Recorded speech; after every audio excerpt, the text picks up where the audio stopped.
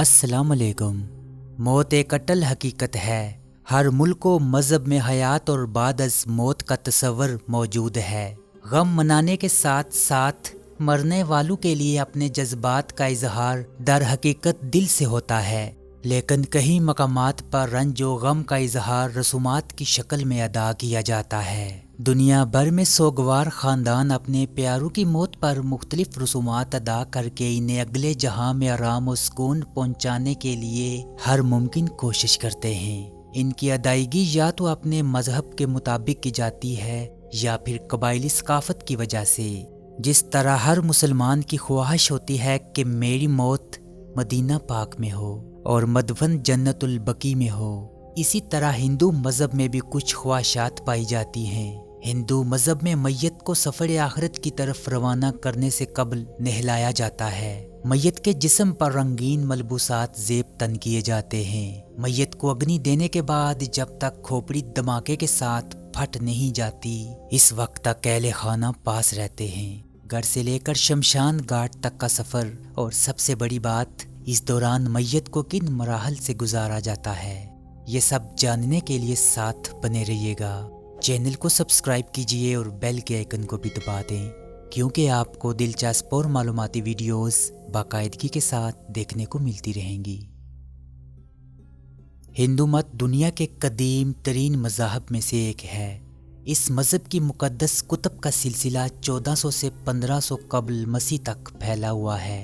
ये सबसे ज़्यादा मतनू और पेचीदा मज़ाहब में से एक है, जिसके लाखों देवी और देवता हैं। हिंदू बुनियादी अकायद की मुख्तलिफ इक़साम रखते हैं और इनमें मुख्तलिफ फ़िरके पाए जाते हैं। अगरचे ये दुनिया का तीसरा बड़ा मज़हब है, लेकिन हिंदू की अक्सरियत बुनियादी तौर पर भारत के बाद नेपाल में सबसे ज़्यादा पाई जाती है। वाराणसी में गंगा के किनारे चिताएं जलाने का वसी इंतज़ाम किया जाता है और यहाँ कई शमशान घाट बनाए गए हैं। इन शमशान घाटों पर सारा साल आग जलती रहती है। एक अंदाजे के मुताबिक यहाँ रोजाना औसतन 300 मुर्दों की चिता जलाई जाती है।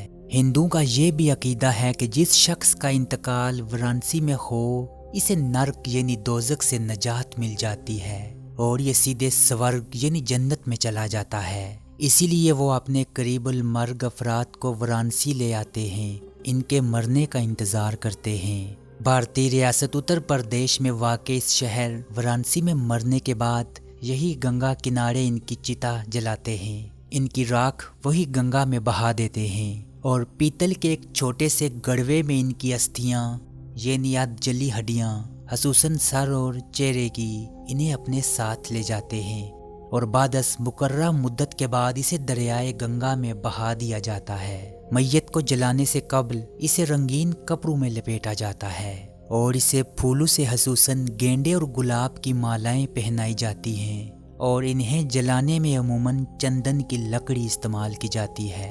वाज़े रहे, वाराणसी का ये शमशान घाट भारत का सबसे बड़ा शमशान घाट है।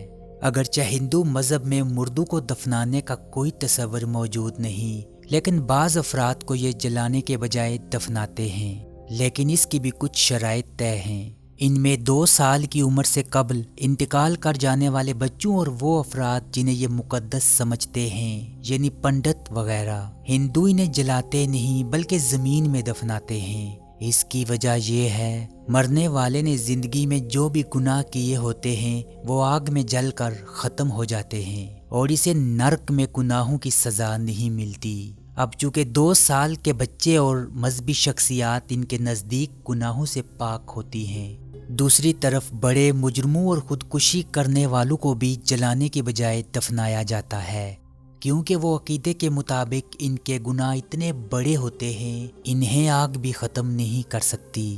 چتا جلاتے وقت یہ مرنے والے شخص کے پاؤں جنوب کی سمت رکھتے ہیں۔ اس کی وجہ یہ بیان کی جاتی ہے کہ موت کے دیوتا یاما کی سلطنت جنوب میں واقع ہے، جبکہ مرنے والے کا سر شمال کی طرف اس لیے رکھا جاتا ہے کہ دولت کے دیوتا کبیرہ کی سلطنت شمال میں واقع ہے۔ مرنے والے کو آگ میں جلانے کا مقصد اسے آگ کے دیوتا کے حوالے کرنا ہوتا ہے تاکہ اس کے گناہ جل کر ختم ہو جائیں۔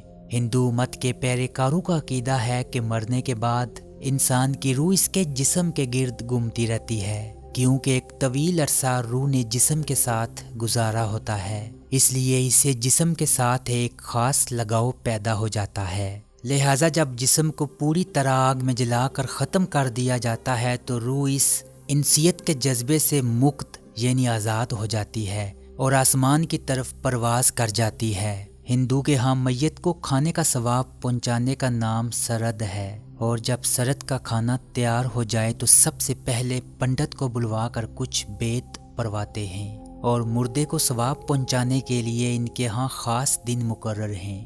خصوصاً جس دن وہ فوت ہو ہر سال اس دن ختم یعنی برسی یا موت کے 13ویں دن، بعض کے نزدیک 14ویں دن اور بعض کے نزدیک 30ویں یا 32ویں دن ثواب پہنچانے کے لیے مقرر ہیں۔